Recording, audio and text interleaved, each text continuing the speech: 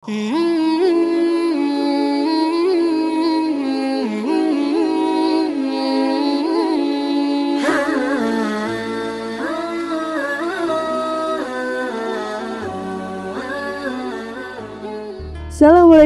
warahmatullahi wabarakatuh.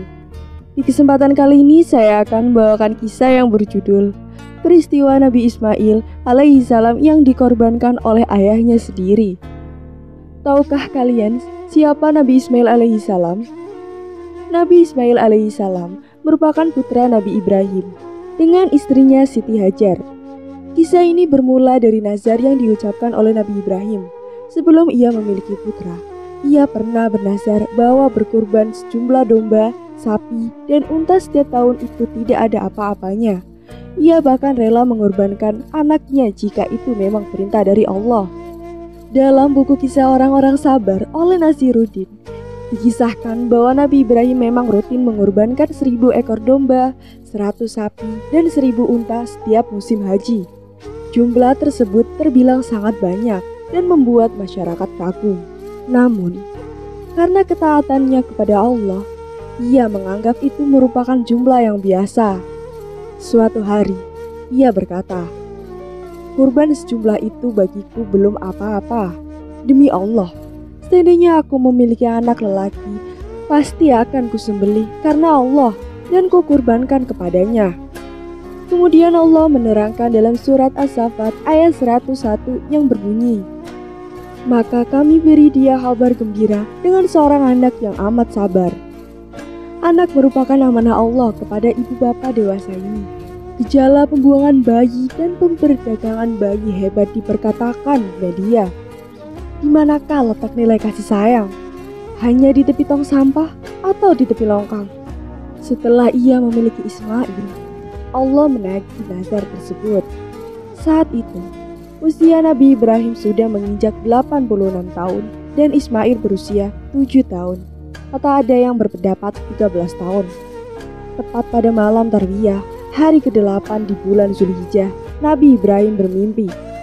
Dalam mimpi itu, ia mendapati sebuah seruan yang berbunyi, "Hai Ibrahim, penuhilah nazarmu."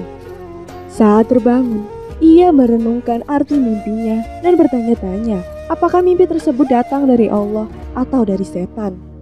Itu mengapa tanggal 8 Zulhijjah disebut sebagai hari Tarwiyah, yang artinya berpikir atau merenung.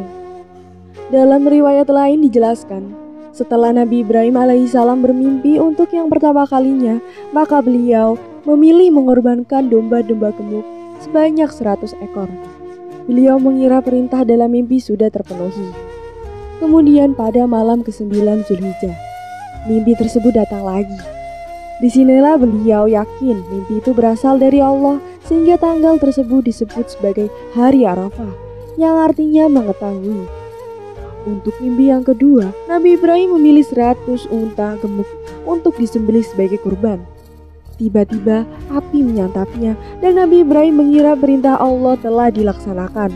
Namun di malam berikutnya ia kembali bermimpi seolah-olah ada yang menyeru, "Sesungguhnya Allah SWT memerintahkanmu agar menyembelih putramu Ismail." Nabi Ibrahim langsung terbangun dan memeluk putra tercintanya, Ismail. Ia menangis hingga waktu subuh tiba. Dalam buku 99 kisah hebat penuh hikmah dan teladan oleh Nurul Ihsan, Nabi Ibrahim meminta Siti Hajar untuk memberikan pakaian terbaik pada Ismail. Kemudian Hajar pun mendandani Ismail dengan pakaian yang paling bagus serta menyisir rambutnya. Dalam perjalanan menuju Mina, Nabi Ibrahim digoda oleh setan untuk membatalkan niatnya. Tetapi beliau tetap teguh pada pendiriannya. Ia bahkan melempari setan sebanyak 3 kali yang menjadi asal mula prosesi melempar jumroh dalam ibadah haji. Ketika sudah sampai di lokasi, Nabi Ibrahim menceritakan perintah Allah kepada putranya. Kisah ini diabadikan dalam surat Asy-Syaffat ayat 102 yang berbunyi, "Wahai anakku, sesungguhnya aku melihat dalam mimpi bahwa aku menyembelihmu, maka pikirlah apa pendapatmu." Ismail menjawab, "Hai ayahku, kerjakanlah apa yang diperintahkan kepadamu. Insya Allah engkau mendapatiku termasuk orang-orang yang sabar." Kawan-kawan, kita hendaklah bersabar apabila menghadapi ujian dari Allah. Contohnya saja seperti kesabaran rakyat Palestina yang menghadapi Zionis Israel. Sesungguhnya, setiap musibah yang melanda pasti terselip hikmah di sebaliknya. Allah berfirman dalam surat Asy-Syaffat ayat 103 yang berbunyi, tatkala keduanya telah berserah diri dan Ibrahim membaringkan anaknya ke tanah atas pipinya. Kawan-kawan sekalian, kita hendaklah tidak mudah terpengaruh dengan berbagai hasutan dan fitnah. Pada era globalisasi ini, kemudahan internet telah disalahgunakan dengan menulis blog-blog yang berbaur fitnah. Kini mereka telah sampai di Bukit Malaikat. Saat penyembelihan yang mengerikan telah tiba, diikatlah kedua tangan dan kaki Ismail, dibaringkanlah ia di atas lantai, lalu diambillah parang tajam yang sudah tersedia. Kedua mata Nabi Ibrahim yang tergenang air berpindah memandang dari wajah putranya ke parang yang mengilap di tangannya. Pada saat itu, hati baginda bertarung antara perasaan seorang ayah dan kewajiban seorang rasul. Akhirnya dengan memejamkan matanya, parang diletakkan pada leher Nabi Ismail dan penyembelihan dilakukan. Akan tetapi, apakah daya, perang yang sudah diasah tajam itu ternyata menjadi tumpul di leher Nabi Ismail. Kejadian tersebut merupakan suatu mukjizat dari Allah yang menegaskan bahwa perintah mengorbankan Ismail itu hanyalah suatu ujian bagi Nabi Ibrahim dan Nabi Ismail.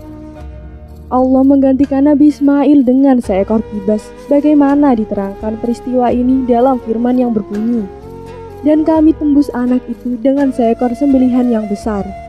Surat As-Saffat ayat 107. Melihat ketaatan Nabi Ibrahim, malaikat Jibril kagum dan mengagungkan asma Allah. Allahu Akbar, Allahu Akbar. Nabi Ibrahim berseru, La ilaha illallah wallahu Akbar. Ismail mengikutinya dengan mengucapkan Allahu Akbar walillahilham.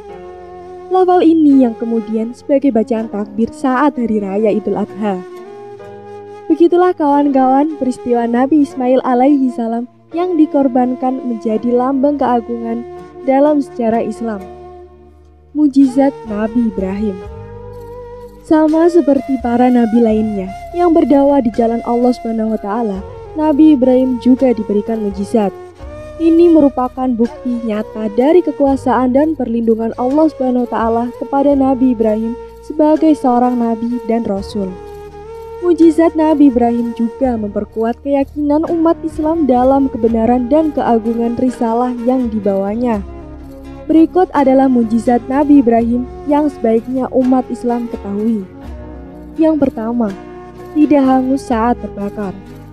Kisah Nabi Ibrahim yang terdapat dalam surat Al-Quran, surat An-Nabiyah ayat 69-70, dilemparkan ke dalam api oleh Raja Namrud sebagai hukuman karena menantang penyembahan berhala. Namun Allah SWT memerintahkan api tersebut menjadi sejuk dan aman bagi Nabi Ibrahim, sehingga ia tidak terbakar dan terlindung dari bahaya. Yang kedua yaitu serangan lalat untuk Raja Namrud.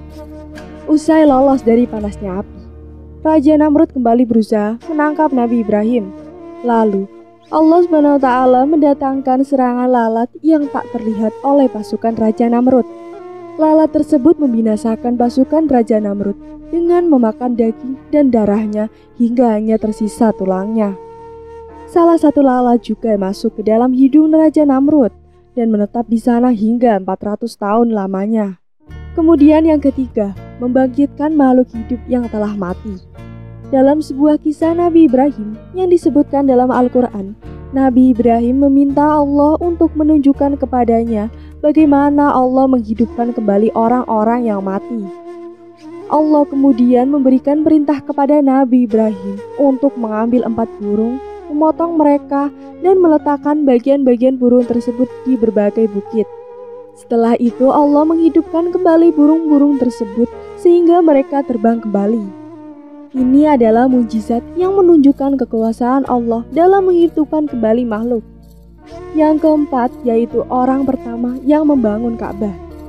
Salah satu mujizat terbesar Nabi Ibrahim adalah kontribusinya dalam pembangunan Ka'bah di Mekah. Saat itu, Nabi Ibrahim bersama putranya, Nabi Ismail, membangun kembali Ka'bah yang pertama kalinya dibangun oleh Nabi Adam. Konstruksi Ka'bah ini merupakan mujizat karena dianggap sebagai tugas yang luar biasa dan dilakukan di tengah gurun pasir yang tandus. Kemudian yang terakhir yaitu jarinya mengeluarkan susu dan madu. Mujizat jari Nabi Ibrahim yang mengeluarkan susu dan madu terjadi ketika ia masih bayi. Kala itu, Raja Namrud membimbingkan seorang anak laki-laki yang mengancam kekuasaannya. Kekhawatiran ini membuatnya mengeluarkan pengumuman untuk membinasakan seluruh anak laki-laki di masyarakat sekitar kerajaan. Orang tua Nabi Ibrahim pun menyembunyikan anak bayinya ke dalam gua agar selamat. Ketika ditinggal di dalam gua sepi tanpa makanan, Ibrahim kecil kelaparan dan menghisap ibu jarinya. Jari yang dihisap sang bayi akhirnya mengeluarkan susu dan madu, sehingga Ibrahim kecil tetap bertahan dan tumbuh sehat. Nilai yang terkandung dalam kisah Nabi Ibrahim. Sejak lahir hingga akhir hayatnya, kisah Nabi Ibrahim menjadi wujud ketaatan dan ketauhidan yang luar biasa. Ini bisa menjadi potret ideal bagi pendidikan dalam keluarga. Ada beberapa keutamaan yang bisa didapatkan dalam kisah Nabi Ibrahim. Berikut adalah nilai-nilai pendidikan Islam dalam aspek akidah yang tertera dalam surat An-Naml ayat 74-81. Yang pertama yaitu nilai akidah. Allah Subhanahu wa Ta'ala tidak akan meninggalkan dan akan selalu mengawasi makhluknya. Allah Subhanahu wa Ta'ala akan memberikan petunjuk kepada makhluknya dan Allah Subhanahu wa Ta'ala tidak sederajat dengan makhluknya. Yang kedua yaitu nilai moral. Jika Allah memberikan petunjuk dan menjawab doa hambanya, maka kewajiban manusia untuk menerima dan mematuhinya. Kemudian yang ketiga yaitu nilai edukasi. Akhlak yang ditampilkan dalam kisah Nabi Ibrahim alaihissalam adalah akhlak yang luhur, baik dalam menghadapi ayahnya atau umatnya yang kafir. Dia mengajak manusia berdialog menggunakan logika dan gaya persuasif dalam menyampaikan kebenaran. Selanjutnya ada keteladanan Nabi Ibrahim yang dapat dicontoh. Yang pertama yaitu sosok pemimpin sejati. Allah Subhanahu wa Ta'ala menjadikannya seorang imam, pemimpin umat, dan fokusnya adalah melanjutkan warisan ini untuk keturunan dan umatnya.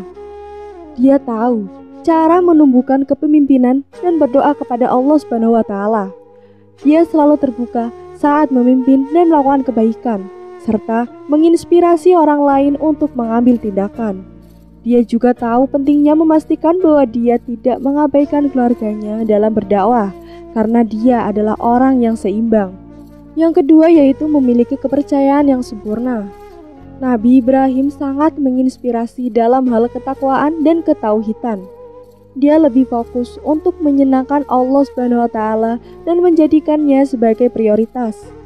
Dalam perjalanan hidupnya, Nabi Ibrahim memiliki tawakul atau kepercayaan karena hanya bergantung pada Allah dan tidak ada yang bisa menggoyangkan keimanannya. Kemudian yang ketiga yaitu contoh kesabaran. Ketika dihadapkan pada tantangan, cobaan, dan ujian, Nabi Ibrahim selalu bersikap tenang dan bijaksana. Ketika ayahnya menentang dia dan pesannya, dia tidak marah dan tetap sabar. Dia berbicara kepada ayahnya dengan cara yang lemah dan lembut. Kemudian yang terakhir yaitu penuh kasih sayang dan mampu bersikap adil. Melalui kisah Nabi Ibrahim, kita juga bisa meneladani perilakunya yang penuh kasih sayang dan adil terhadap sesama. Ia memperlakukan semua orang dengan kebaikan dan menghargai mereka tanpa memandang status sosial dan latar belakangnya. Contohnya saja ketika Nabi Ibrahim menjamu tamu-tamu yang datang kepadanya dengan penuh keramahan dan kasih sayang.